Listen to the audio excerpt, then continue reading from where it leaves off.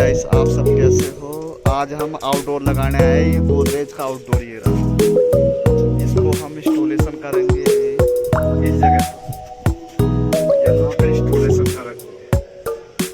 और ये पाइपिंग है, ये पूरी पाइपिंग करेंगे।